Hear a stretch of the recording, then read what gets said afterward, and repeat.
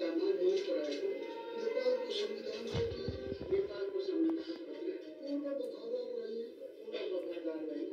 कौन इसी देखी ने खुशी से सत्यनिष्ठापूर्वक प्रतिज्ञा गर्दै देशका लागि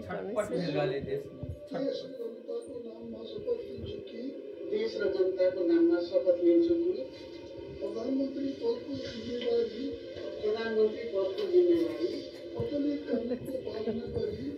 प्रचलित कानुनको पालना गरी मुलुक र जनताको भलो चिताई कसैको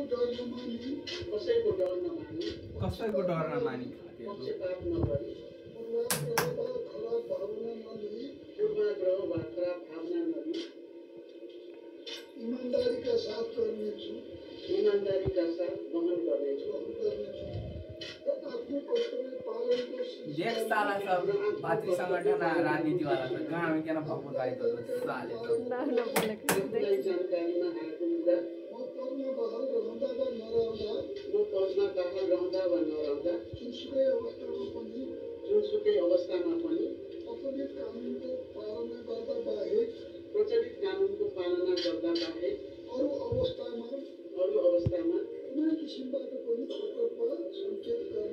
कुनै किसिमबाट पनि प्रकट वा सङ्केत गर्ने छैन संसद विघटन न होती हो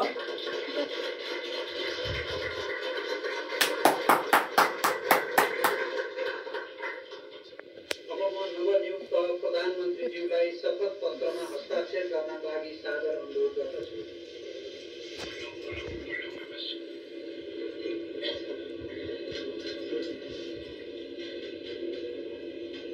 जय हो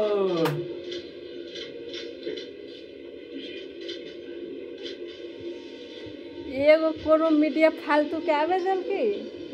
चला अधिकतर भाई एमे दुए टाइलती की रासस की एमटी